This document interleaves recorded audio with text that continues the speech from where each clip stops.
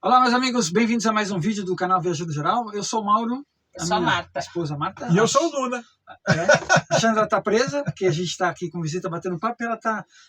a gente é tudo italiano aqui, parece, né? Fica falando com o braço e ela adora dar patada. Eu estou com o nosso amigo Luna, que já acompanha o canal há um tempo. A gente se encontrou em Málaga, ele nos apresentou a cidade de uma forma deliciosa, né? Quem assistiu o vídeo de Málaga conheceu ele, né? E eu estou aproveitando a presença dele aqui para tirar algumas curiosidades, né? Afinal de contas, é um brasileiro vivendo na Espanha, em Málaga. É uma cidade, eu acho que é uma cidade basicamente de veraneio, né? Não é de veraneio, né? É uma capital. É a capital da província de Málaga, Não, né? Sevilha é a capital. Sevilha é a capital da da Andaluzia, sim. Mas Málaga é a capital da província de De Málaga. Málaga, sim. Só que eu não vivo em Málaga capital. Eu vivo em Benalmádena, que está aí a 15 minutos de Málaga. É como se fossem pequenos municípios, né? Cada um que tem a sua prefeitura, tudo separado, saúde, escola, segurança, tudo separado. Málaga tem a dela. Administração. Pra você ter uma ideia, Mauro, Málaga toda tem 1,5 milhão de habitantes. Sim. Né? Málaga, só Málaga, capital, tem 500 mil. Então, todo o restante, esse 1 milhão restante, são nas cidades satélites em volta de Málaga. Perfeito. Tá? Nós estávamos, por exemplo, em Coim, faz parte de Málaga. Álora faz parte de Málaga. Tem várias cidades, né, povoadas ali. Isso. Marbella, onde nós estamos hoje, faz parte de Málaga também. Perfeito. Né? Tá, então algumas perguntas que eu vou fazer, que são curiosidades minhas, e eu acho que é curiosidade de muita gente, né? Olha, o bacana é que ele não é autocaravanista ainda, embora tenha esse sonho de ser um dia. Mas é uma outra visão. Ele vivendo num apartamento. Morando, né? Morando num lugar fixo. Como um brasileiro vivendo na Espanha. Primeiro, por que Espanha? Porque o meu sogro e a minha sogra são espanhóis e nós tiramos a cidadania da minha esposa e da minha filha da Espanha. O meu sogro e minha sogra são de Santiago de Compostela, lá em cima na Galícia.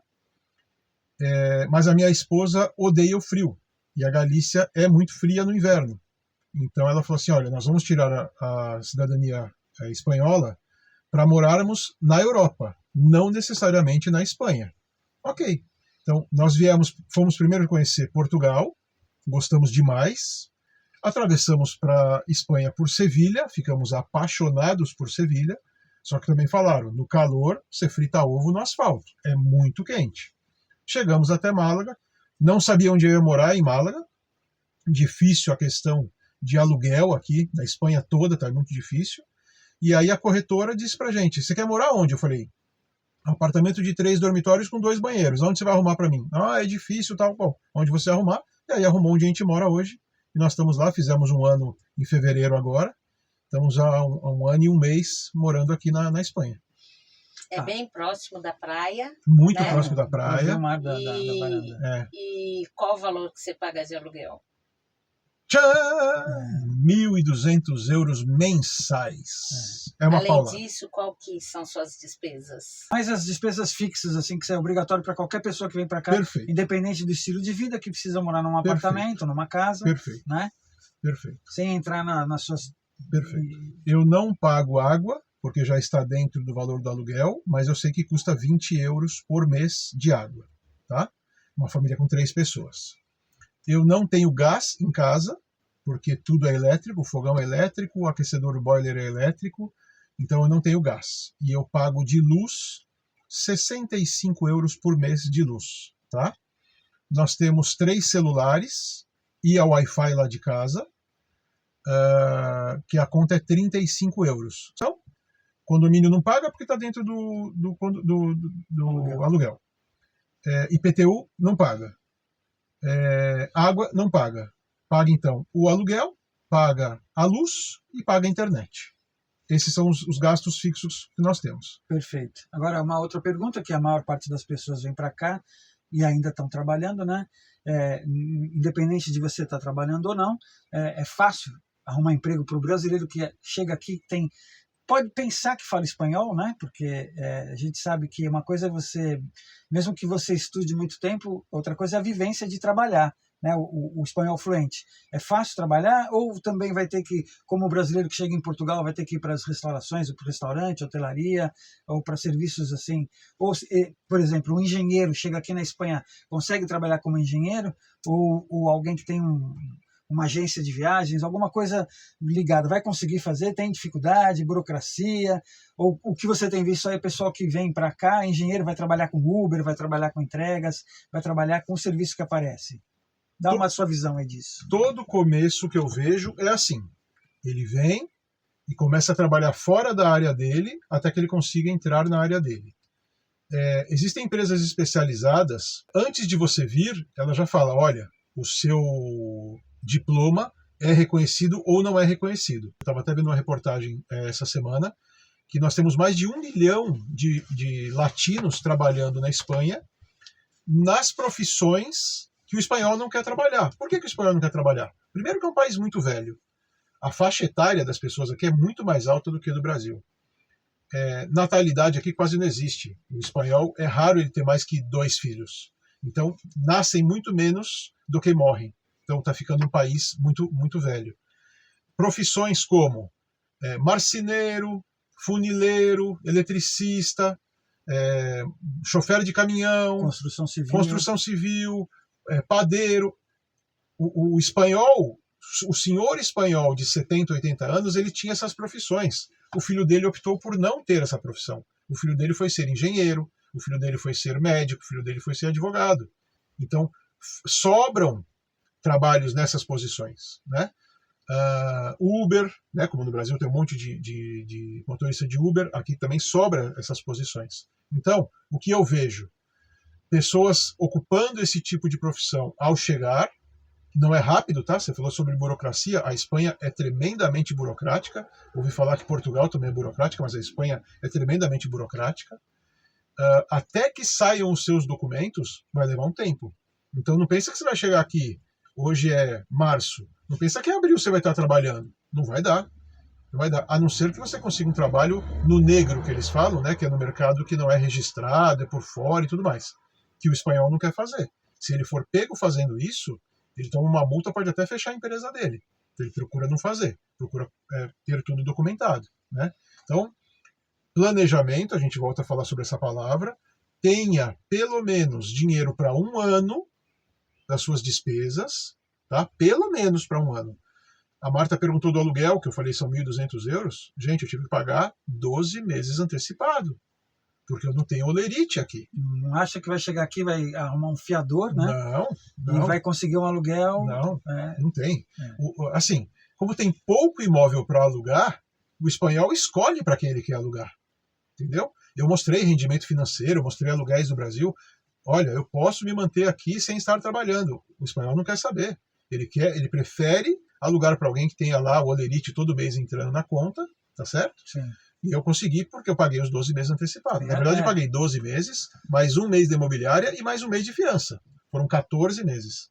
São dificuldades muito parecidas com quem veio escolher a vida em Portugal também, na Europa de um modo geral, e acredito que seja assim. Sim. E aí, você tem uma filha, né? E tua filha está estudando. Como é que você está sentindo? O que você sentiu de diferença do Brasil para cá, para viver na Espanha? Segurança, escola, saúde. Qual foi a motivação da troca do país Brasil para cá, na Espanha principalmente, que é onde você está vivendo? A motivação da troca foi a falta de segurança.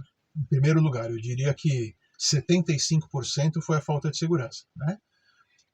As coisas vêm piorando no Brasil em questão de segurança. Eu falo com a minha mãe, falo com a minha irmã todo dia, e as coisas estão piorando lá. O cenário de segurança está piorando. Então, nós imaginávamos realmente que ia piorar a cada dia e tomamos a decisão de vir. Então, 75% foi a segurança. Outra coisa, a Marina estava acabando a 9ª série lá, né, o ginásio que a gente chama, e entrar no colegial. Era um ótimo momento para ela começar o colegial aqui, para ela fazer um estudo de universidade internacional no futuro. Outros 20% foi por causa da Marina ter uma possibilidade de ter um ensino internacional.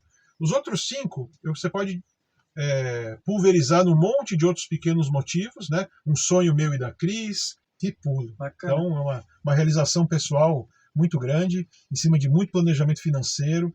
Paramos de ir em restaurante. Meus amigos que estão vendo esse vídeo sabem quantos convites vocês fizeram que eu e a Cris falamos não, né? Não é que eu não queria estar com vocês, não. A gente segurou o dinheiro, tá certo? Troca de carro, troca de roupa, viagens, a gente segurou.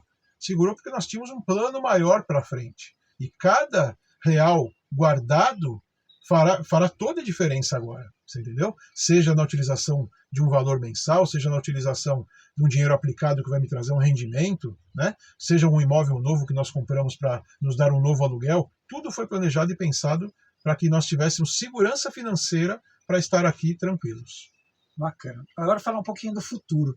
E quais que são os planos? Tem intenção de fato mesmo comprar uma autocaravana? Ou só é um sonho? Ou é um sonho que já está no caminho? O planejamento para isso? Ou voltar para o Brasil? Ou voltar para o Brasil? Ou estar feliz demais comprar uma aqui. mansão aqui em Marbella?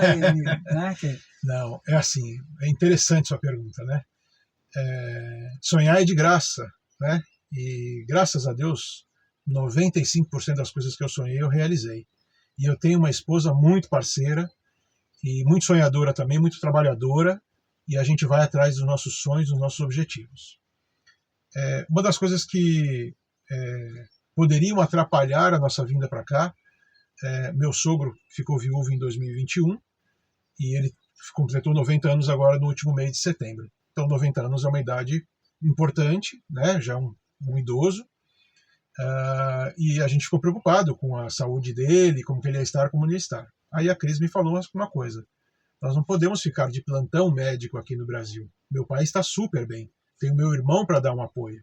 E eu combinei com meu irmão: eu fico 3 meses na Espanha, 3 meses aqui, 3 meses na Espanha, 3 meses aqui, para dar um apoio, né, para o meu irmão, que meu irmão mora 60 quilômetros do meu pai. Então meu irmão fica dando apoio mais de perto quando eu não estou aqui, quando eu estou aqui meu irmão pode sair fora. Então assim foi feito. Eu vou e eu quero morar numa autocaravana, né? Nós trabalhamos muito na vida, nós temos o direito de vivermos um pouco. Se dá para viver com 5 mil reais por mês, isso cabe muito meu pé dentro dessa bota, Mauro. Você entendeu? Além de ser uma realização para a gente, um prêmio para a gente. A gente vai parar de trabalhar? Não, nunca. Toda oportunidade que nós tivermos, nós vamos estar fazendo alguma coisa. A Cris é arquiteta. Ela fica 3 meses aqui na Espanha, 3 meses no Brasil. Ela tem um monte de projetos lá no Brasil. Então, por que não viajar, sei lá, desses 3 meses que ela fica aqui, viajar 1 ou 2 meses, né? E depois ela vai para o Brasil.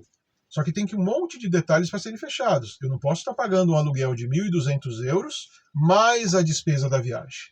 Eu tenho que fazer ou uma coisa ou outra coisa. E isso tudo a gente precisa encaixar. Olha, legal, a gente Falo muito? Bateu um papo aqui. Falo, né? Vendedor, gerente de vendas, tem que falar, né? É um vlog, né? Para falar. É isso aí, é isso aí. A gente está batendo um papo aqui com um grande amigo nosso aqui, o Luna. Você quer acrescentar mais alguma coisa aí pra gente? Ele está montando um canal no YouTube, ainda não está funcionando no ar, ele está levantando material, né?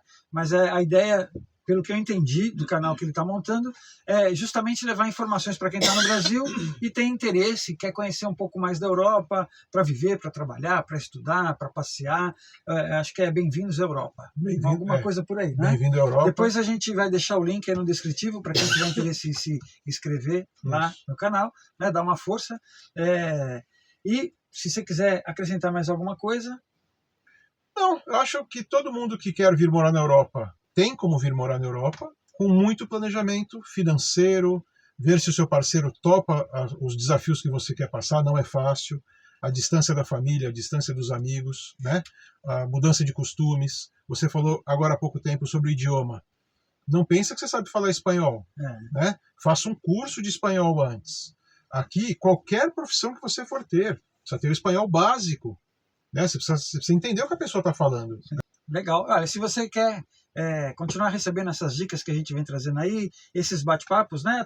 Esse formato de entrevista, você é a terceira pessoa que a gente faz. Legal. E vamos ver, trazendo novidades. Se você gosta, deixa aí um comentário, né? Fala pra gente o que você está achando desses bate-papos, o que você quer ver, o que você quer assistir, o que você quer ouvir, que a gente faz o canal pra gente, né? Para que você assista e se divirta do outro lado aí da tela. Valeu, obrigado e até o próximo vídeo.